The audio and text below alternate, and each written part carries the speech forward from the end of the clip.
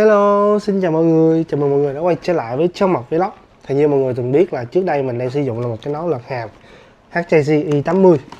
Và dạo gần đây là mình đang dần như là chuyển hẳn sang sử dụng cái nón LS2 MX7D1. Vậy thì tại sao sau chưa đầy nửa năm mình đã từ bỏ cái nón này để sang cái nón này? Thì hãy cố gắng theo dõi video này để xem chi tiết những gì mà người khác không nói, mình sẽ nói để cho các bạn đừng bị như mình. Ok.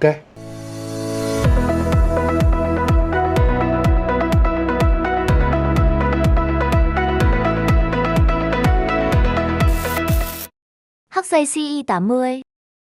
Trước tiên là về cân nặng thì theo như thông số nhà sản xuất công bố thì cái nón này helmet only và chỉ có cái nón không á, là 1,7 kg 50 chênh lệch 50g, còn full phụ kiện là 1,9 kg chênh lệch 50g.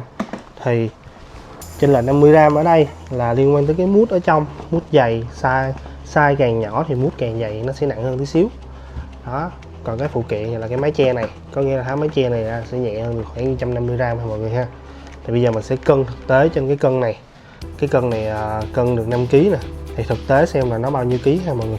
Với cái nón size 2XL của mình đang đội. Đây, sau khi để nón lên cân bây giờ mình sẽ nhấc cái nón ra để xem thực tế là bao nhiêu ký nha mọi người.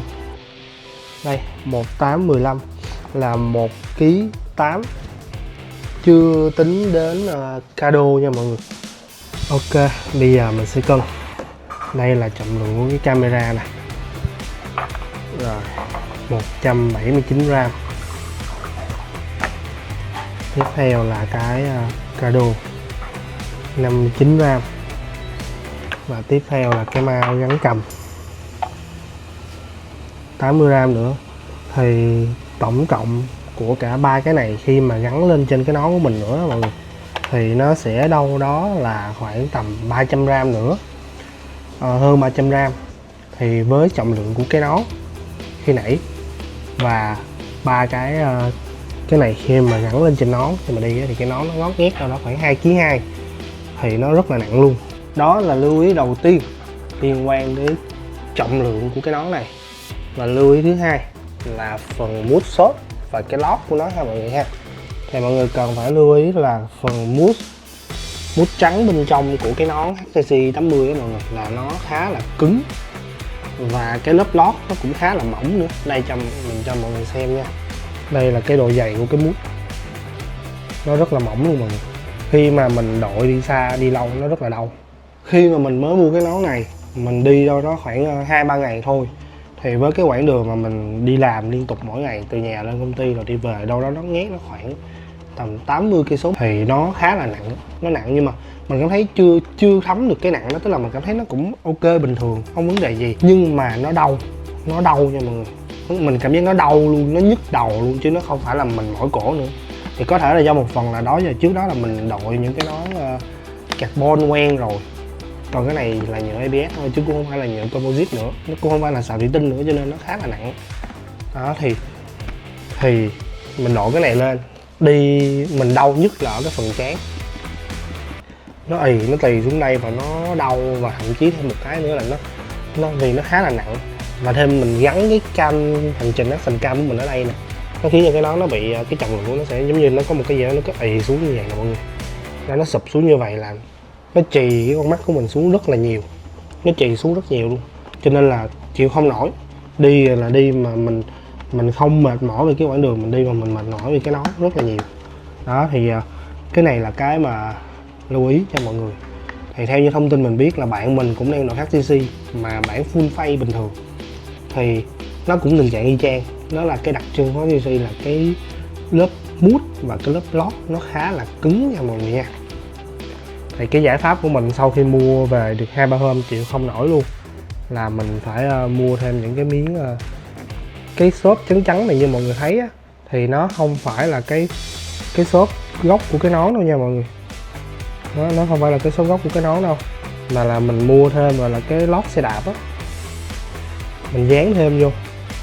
Mình dán thêm vô cái nón này để cho nó êm hơn một tí, đội cho nó đỡ đau, chứ thật sự là đau chịu không nổi luôn đó. Cái xốp gốc của cái nón là sẽ là cái phần đen này nè, rồi mình dán thêm mấy cái miếng này lên cho nó êm cái đầu. Với Y80 này á, thì nó đằng trước nó cũng có thông gió, nhưng mà đây là cái ven của nó một cái, và cái thứ hai là ở đây. Thì khi mà anh em mà nếu như quay mô tô vlog kẹp cái cam ở đây là coi như là bít luôn rồi, bít cửa của cái thông gió này luôn, là không có hơi vô luôn. Rồi bên hông nó cũng không có thông gió, và nó chỉ có thêm cái là nguyên cái thông gió ngay trên đỉnh đầu hết, và nó thoáng cái gió ở đây thôi hết rồi. Cho nên cái hệ thống cái thông gió của nó cũng không có được tối ưu, cũng không có được nhiều, không có nhiều cái lỗ thoáng gió như là cái nón này ha mọi người ha. Cái con Y80 nó là rất là quái luôn mọi người, là đây nè, để mình mở cho mọi người coi nha.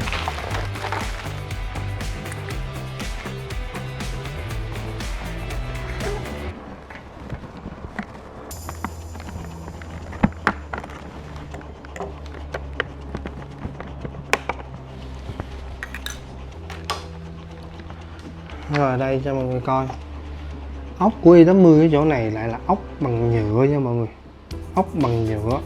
Thì theo như lúc mà mình mua thì người ta nói với mình đó là cái ốc bằng nhựa để cho nó không có bị rè khi mà chạy, và thêm một cái là do cái khớp này là cái khớp mở lên mở xuống á, thì nó sẽ có nguy cơ lỏng, cho nên xài ốc nhựa để cho đừng có rè. Nhưng thực tế mà theo như mình thấy thì nó rè hay không thì mình không biết, nhưng mà vì nó là ốc bằng nhựa cho nên mình siết nó không có chặt được, không có chặt tay được. Tại vì siết mạnh một xíu là nó sẽ bị gọi là tu cái ren ngay chỗ này. Đây là cái ốc bằng nhựa nè, đây mọi người có thể thấy là nó khi mà mình vặn như thế này nó sẽ bị chày tu thì nếu vặn mạnh nhiều lần thì nó sẽ bị hư cái này luôn, rồi mình sẽ không thể nào siết chặt cái ốc này lại được nữa. Và phụ kiện của nó cũng khá là khó kiếm đó. Thì đương nhiên là cái anh chị khuyến cáo là mình xài một cái khăn giống như là cái khăn lau gì đó để mình lót lại là mình mới vặn. Nhưng thực tế mà nói khi mà mình tự làm á là nó cũng vẫn gặp vấn đề, đó là khi mà lót cái khăn vô thì lại không có siết chặt được. Tới lúc mà cần siết chặt đó mọi người, là nó giống như là mình siết cái khăn, mình quấn cái khăn thôi chứ nó không có vô được con ốc. Thì nó dẫn đến là trong trường hợp nếu như gọi là nó nguyên trạng nguyên zin từ khi mà mình lấy nó, thì có vẻ như là cái con ốc này nó có một tí gọi là keo chống tuôn ren đó mọi người, thì nó rất là chắc. Đúng đó, cái chị gọi là cái anh chị mở ra là phải rất là dùng lực luôn nó mới ra được, để mà mình gắn cái pin lock vào. Thì khi mà gắn pin lock lại xong mình lắp lại thì không dám siết chặt tay, sợ nó bị tuôn cái ren này, cho nên dẫn đến là siết nó cứ lỏng lực gì đó. Thì khi mà vào vận hành thực tế, sử dụng thực tế mỗi ngày, mình mở cái hàm này lên xuống liên tục, một ngày mình đi cái này mỗi ngày, cho nên mình gỡ cái này một ngày chắc cũng phải 10 lần, gỡ lên gỡ xuống. Thì đi đâu đó được dăm 3 bữa nửa tháng là bắt đầu cái ốc thì nó sẽ tuôn ra, nó lỏng ra, và nó làm lỏng cái mái che này của mình luôn, và lỏng luôn cả phần hàm. Thì nó lại càng nguy hiểm, lỏng phần hàm là rất nguy hiểm, và lỏng luôn cả cái mái che. Thì cái mái che là cái đợt đó đỉnh điểm khi mà mình đi Phan Thiết đó mọi người, cái tour Phan Thiết đó, là cái sáng ngày hôm sau đi từ Phan Thiết ra Màu Trắng, gió to mà cái ốc này nó bị lỏng luôn. Cái này nó vũ, nó đập bành luôn, chịu không nổi luôn. Nó phải siết rồi, còn như nguyên cái tuyến đó là mình đi là mình lo mình siết ốc không luôn, cứ dừng lại là bắt đầu gọi là đi phải 3-4 tiếng gì đó, dừng lại mà mở ra kiểm tra siết lại cho nó chắc ăn. Chứ nó vũ, đã đi tốc độ gọi là 60-70 km/h, rồi mình đi ven biển mà nên gió biển nó cũng nhiều, thì cái này nó không chắc đó, là nó vũ nó đập dữ lắm, là cái đầu mình khó chịu lắm. Mình đi lái xe nó đã vừa nặng mà còn bị vũ, nó giật cái nó nữa thì không thể nào gọi là tận hưởng được cái chuyến đi của mình thôi mọi người. Rồi vậy thì chung quy lại thì cái nón này sẽ phù hợp như thế nào, và khi nào thì mình nên xuống tiền để mua nó. Thì đương nhiên như những gì mình đã chia sẻ trước đó, là nếu như nhu cầu của các bạn là một chiếc nón lật hàm Dual Sport, nó có một cái mái che để che nắng được, lật hàm như thế này cho nó gọn, để mà mình uống nước, mình lái xe mình uống nước, hoặc là mình mở ra mình nói chuyện với mọi người, xong mình đóng nó xuống lại thành một cái khung phay để mình đi. Và tầm tài chính nó có ở một cái ngưỡng nhất định, nó đâu đó lanh quanh khoảng 7 triệu cho cái nón này, thì đây mình có thể mua. Nhưng lưu ý là cái nón này nó chỉ phù hợp cho mình khi đi những cái tour gần, những cái tour ngắn, hoặc là những cái quãng đường mà mình đi đâu đó khoảng tầm 2 tiếng mình đội liên tục, mình đi khoảng tầm 2 tiếng thì vừa phù hợp. Tức là mình đi khoảng 2 tiếng xong mình tấp vô, mình tham quan địa điểm nào đó này kia, rồi mình mới đội lên mình đi tiếp. Cà phê, pháo chẳng hạn, mình mới đội lên đi tiếp này kia thứ thì ok, nó sẽ không có vấn đề gì hết. Còn nếu như các bạn đội cái nón này liên tục đâu đó khoảng 5-6 tiếng đồng hồ, như cái đợt mà mình đi vừa rồi, mình đi từ cái đêm đầu tiên đi ra Phan Thiết là đi thẳng một mạch ra Phan Thiết luôn, đâu có chỉ có dừng lại đổ xăng uống nước tí xíu 5-10 phút bật, gần như là chạy một mạch thẳng ra Phan Thiết rồi cái ngày cuối cùng là mình cũng chạy một mạch thẳng từ Đà Lạt về lại Sài Gòn 8-9 tiếng đồng hồ. Thì cái nón này thật sự nó sẽ là đáng quan ngại nha mọi người nha. Thì đó, mọi người có thể cân nhắc tùy vào cái nhu cầu và thể trạng sức khỏe của mình. Với mình thì mình hay đội những cái nón gọi là sợi thủy tinh và carbon quen rồi, cho nên cái cảm giác của mình, cái sức khỏe của mình nó không có đáp ứng nổi với cái nón này. Rồi với các bạn khỏe, các bạn cảm thấy ok, nó bình thường thì có thể ok ha. Thì một cái lưu ý cho mọi người là với cách sử dụng của mình là mình không có sử dụng cái khăn chùm ninja. Thì mình đeo kiếm mà mình có cảm giác là khi mà mình nhét cái chiến vô cái khăn chùm ninja nó rất là vướng, nó khó chịu, cho nên mình đội hoàn toàn vô cái nón luôn, không có đội khăn chùm ninja, cho nên nó sẽ cũng là một phần khiến cho mình bị cái nón này nó nặng, nó làm cho đau. Còn khăn chùm ninja thì nó sẽ khá là dày một tí, nó sẽ ôm với mặt mình, nó dày một tí, nó sẽ êm hơn thì các bạn sẽ không có cảm nhận được. Thì khi mà mình đến thử nón thì thông thường ở những cái cửa hàng bán nón đều là để tránh bị nắm tóc, hôi đầu hay gì đó nó lây vô cái nón test của những người sau, cho nên các bạn buộc phải chùm cái khăn chùm ninja. Thì mọi người khi chùm, mọi người thử, mọi người đội cái nón này thì mọi người đội lâu một tí, chứ đội vô tí xíu rồi lắc qua lắc lại test coi êm hôm này kia thứ nó quá nhanh, mình sẽ chưa cảm nhận được cái độ nặng của cái nón này, thì mình sẽ chưa biết được là nó có phù hợp hay không cho mình khi đi đường dài. Giống như đợt mình test lúc đó là mình khá là nhanh, mình đội lên thấy êm ok vừa, còn cái nón cũng đẹp nên gọi là ok lấy đó. Thì mọi người đội cái nón nó có thể là đội đi rồi gài cái này lại xuống nè, đó, đi lòng vòng trong shop, tham quan thêm những cái mẫu nón khác chẳng hạn, tham quan những cái đồ dùng khác chẳng hạn, sau đó khoảng 5-10 phút gì đó để mình test thử cái nón này khi mà mình đội lâu như vậy nó có thoải mái hay không, mà mình cảm thấy nó ok hay không ha mọi người ha. LS2MX701. Ok, vậy thì mọi người đã nắm rõ được những cái ưu điểm, những cái nhược điểm của cái HTC i80 rồi, cũng như sẽ biết được là cái nhu cầu của mình, cái tầm tài chính của mình thực tế nó có phù hợp hay không, mà mình có nên lựa chọn cái nón đó hay không ha. Thì bây giờ tiếp theo sẽ là cái nón hiện tại của mình cũng đang khá là ưng, đó chính là cái nón LS2701. Rồi cũng như bài test hồi nãy, mình sẽ đo trọng lượng của cái nón này. Thì bây giờ mình sẽ đang lắp đặt full lên rồi. Đây là mount nè, mount camera nè, rồi cado. Bây giờ mình gắn luôn cái cam lên trên này để khi mà mình quay vlog coi như là cái mô phỏng là cái lúc mà toàn bộ cái hành trình khi mà mỗi lần mình đi quay vlog, mình đi du lịch này kia thì nó sẽ khoảng bao nhiêu ký ha mọi người ha. Thì trước mắt tổng quan thôi, hiện tại với cái set này mình cầm trên tay thôi mình đã cảm nhận được là nó nhẹ hơn rất nhiều so với cái i80 này là cái nón không rồi ha mọi người. Nhưng mà để test thử coi cái trọng lượng như thế nào bằng cái bàn cân cho nó chính xác. Ok, cái nón mình nó to quá nên bây giờ mình sẽ lấy cái hộp này, mình gác lên đây làm cái đệm để mình đặt cái nón lên đây ha. Bây giờ mình sẽ ấn Onip reset cái cân lại để không có tính cái trọng lượng của cái hộp này.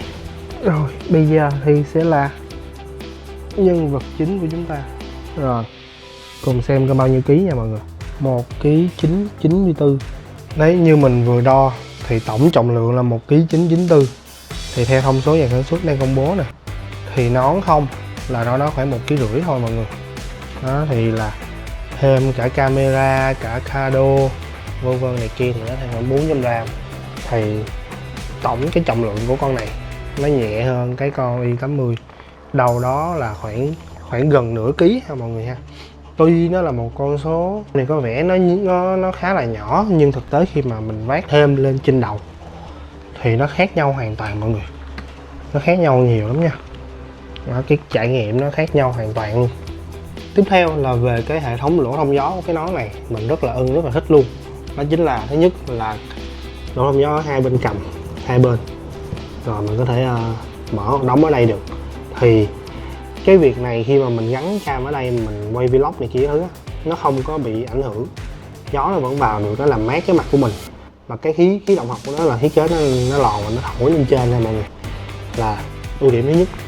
Thứ hai là thông gió hai bên má nè, hai bên má ở đây, thông gió hai bên má nè đó. Rồi tiếp theo là thông gió ở trên trước trán và thông gió đằng sau.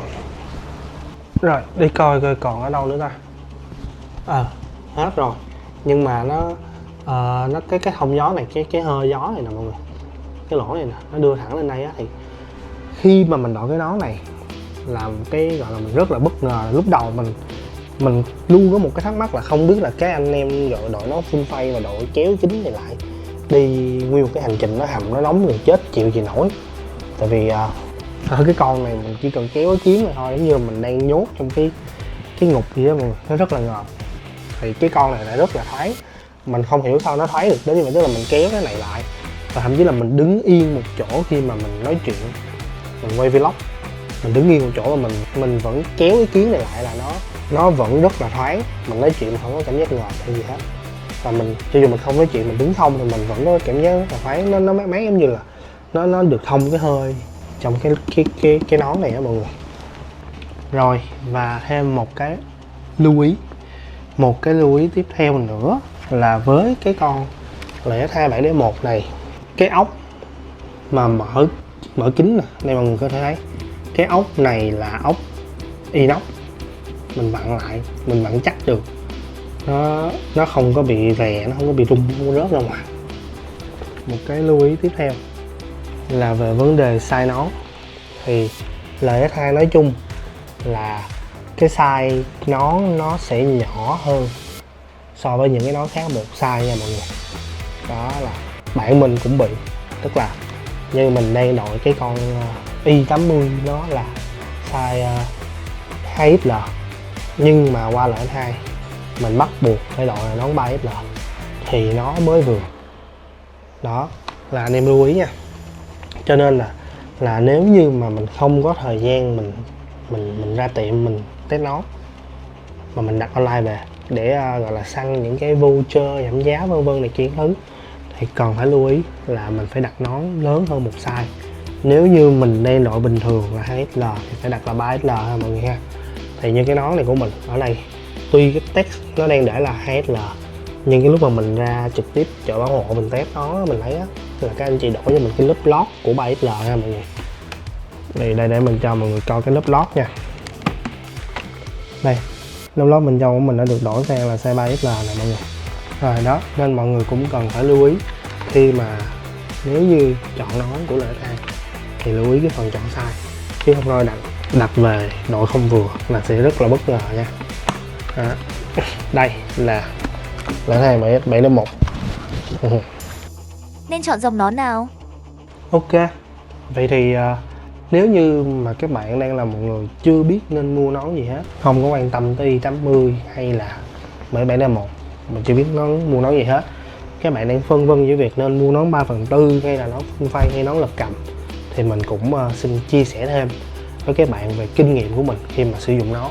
Thì mình cũng xài khá là nhiều nón trong khoảng thời gian mình bắt đầu chơi mô tô thì từ thời FZ, thì đâu đó năm 2017 2018 tới giờ thì cũng có một tí cái kinh nghiệm cá nhân. Thì trước đây mình đang đội là cái nón 3/4 sợi thủy tinh của Next. Đó, nó 3/4 rất là đẹp luôn. Lúc mà mình còn đi con rebel á, thì hiện tại mình không đội nón này nữa, lý do là nó bị nổ da dơ quá nên ngứa nữa, nên mình đang kiếm chỗ để mình fix lại cái này rồi mình mới đội lại tiếp. Nhưng đây là một cái nón 3/4. Rồi nón lật cầm thì mình cũng có xài rồi, dạng full face thì mình cũng có. Vậy thì mình nên xài cái nào? Thì đầu tiên nón 3/4 nó sẽ an toàn hơn là nón 1/2 là chắc chắn rồi, và nó sẽ thoáng hơn so với full face và lật cầm. Thì nó phù hợp cho các bạn, dành cho các bạn đi phố mỗi ngày chẳng hạn, hoặc là đi xa giống như mình mỗi ngày. Các bạn có thể lựa chọn cái nón này để làm cái nón mỗi ngày mình đi, khi mà đi làm xa như hành trình mấy chục cây số vậy đó chẳng hạn, thì mình có thể đổi cái nón này ha mọi người ha, là nón 3/4.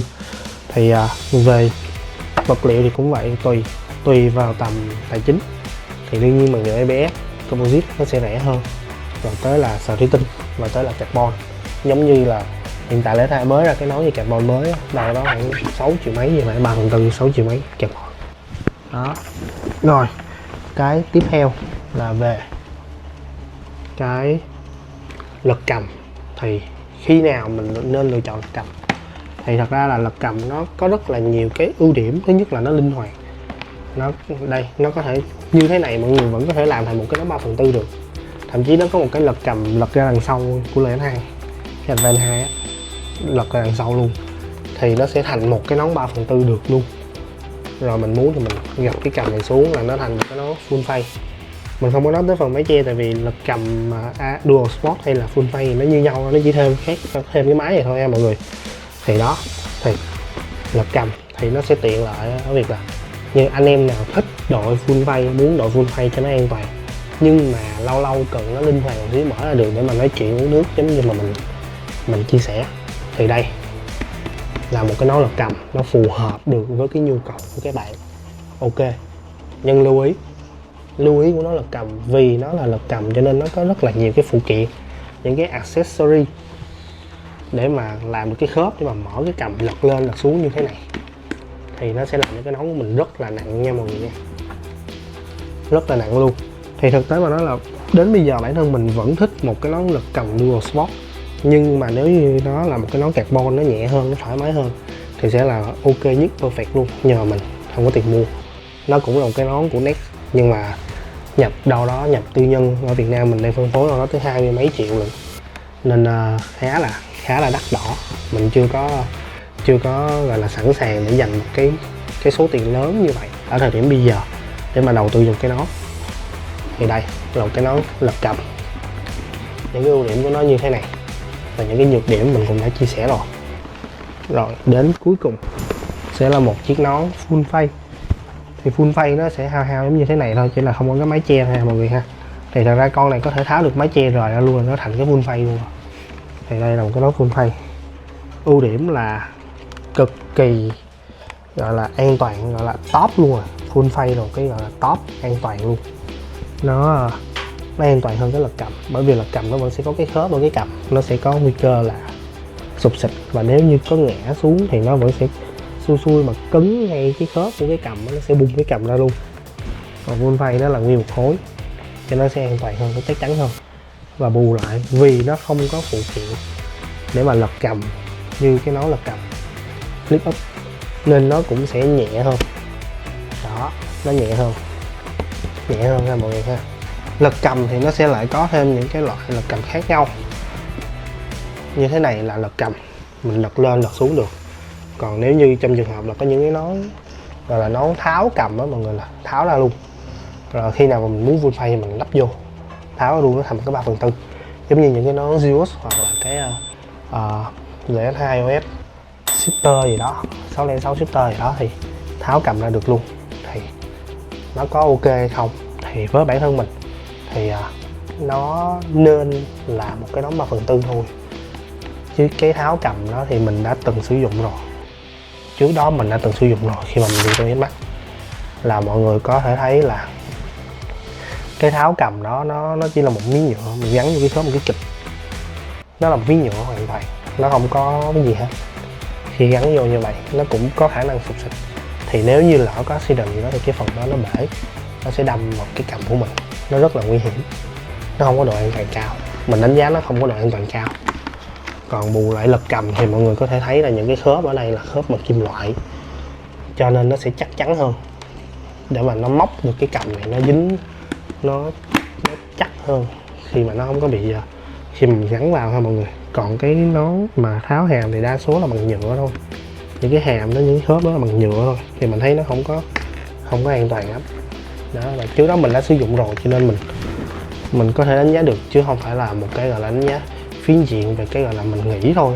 Mình đã trải nghiệm cái nón đó rồi, mình xài cũng được khoảng thời gian trước khi mà mình bán, mình chuyển qua cái nón này. Đó thì đó là những cái ưu và nhược điểm của từng loại dòng nón. Thì đúc kết lại sẽ là nếu như các bạn cần cái nón đi phố hàng ngày mỗi ngày thì các bạn có thể sử dụng là một cái nón 3/4, hoặc là đi những cái tour ngắn vài chục cây số thôi thì có thể sử dụng nón 3/4 vẫn ok. Nhưng đương nhiên full face vẫn là những cái loại nón tốt nhất, tối ưu nhất. Rồi nếu như anh em nào cần một cái nón nó linh hoạt, vẫn là một cái nón full face nhưng mà nó linh hoạt, cho mình mở cái hàm ra để mình nói chuyện, mình uống nước vân vân này kia thứ. Và thêm một cái linh hoạt của cái nón lật hàm này nữa, đó chính là quét Face ID nha mọi người. Mở lên thì cái iPhone nó vẫn sẽ nhận diện được cái mặt của mình để mở khóa, còn full face là thua, khỏi mở luôn. Đó thì cái này nó linh hoạt nhất là cái khúc gọi là chuyển tiền đổ xăng đó mọi người. Đó là vô không có cần khởi nón gì hết, anh ơi đổ xăng cho em, xong quét Face ID chuyển tiền xong. Full face là thua, mình đã bị hết một lần, không cách nào làm được hết. Phải gỡ nón ra và mới chuyển tiền. Đó thì cái này, cái độ tiện lợi của nó thì tiện rất nhiều cái để tiện nha mọi người, nhưng cái nhược điểm duy nhất của nó là nó nặng thôi, thằng nào nó cũng nặng hết đó. Rồi thì cuối cùng là full face thì đó, cái thằng này là cái tiện lợi duy nhất của nó là nó nhẹ. Khi mà nó ngẫu nhiên thối thì đương nhiên nó sẽ không thể nào nhẹ bằng những cái nón 3/4 rồi, nhưng mà nó độ an toàn là độ an toàn cao nhất. Xét về full face thì độ an toàn nó là độ an toàn cao nhất. Đó thì dành cho những anh em nào gọi là đi tour xa này kia, cần có sự an toàn thì full face như thế này sẽ là lựa chọn tối ưu. Thì lý do tại sao mà mình đổi từ một cái con lật hàm sang cái con này, tại vì thứ nhất là nặng quá, con này nặng quá chịu không nổi rồi, nên mình đổi qua con này cho nó nhẹ, đi cho nó thoải mái, như là đỡ tốn quá nhiều năng lượng vào cái việc là gồng cái đầu để mà đội cái nón này. Rồi cái thứ hai thì cái phần này nó là dual stop nên nó cũng rộng hơn, nó cũng rộng được khoảng nhiêu đây, nên mình mua nước mình có thể lọn ống hút lên đây uống nước được. Thì đó, bù lại là nói chuyện với người khác là mình phải la làng lên một xíu, mình để như này mình mở ra mình nói chuyện là mình phải la to lên một xíu thì người khác người ta mới nghe được mình đang nói cái gì. Và giá thành hợp lý. Cái chi phí của con này carbon nó rẻ hơn 50, rẻ hơn một nửa, nó chỉ bằng một nửa so với cái nón nét mà mình nói là nón nét lật hàm carbon thôi mọi người ha. Đó, còn nón nét lật hàm carbon thì đâu đó 20 mấy gần 30 triệu lần, chưa có khuyến mãi nữa nên thôi chọn con này thôi. Rồi, hy vọng là video này sẽ giúp ích được cho mọi người có được cái quyết định là mình nên lựa chọn nón nào để đi tour. Thì mọi người có thể là trải nghiệm từ từ và gọi sao ta, là đầu tư dần, như những anh em mà đi chơi xe này kia thứ thì bạn bè mình cũng vậy, nó có một cái nón 3/4 để đi phố, thì như mình đây, thằng này cũng sẽ để đi phố lại, mà mình đang kiếm chỗ để mình fix lại cái phần da nổ. Đó, một cái nón 3/4 để đi phố và một cái full face để đi tour là đủ rồi. Ok, rồi xin chào tạm biệt mọi người và hẹn gặp lại mọi người ở những video tiếp theo nha.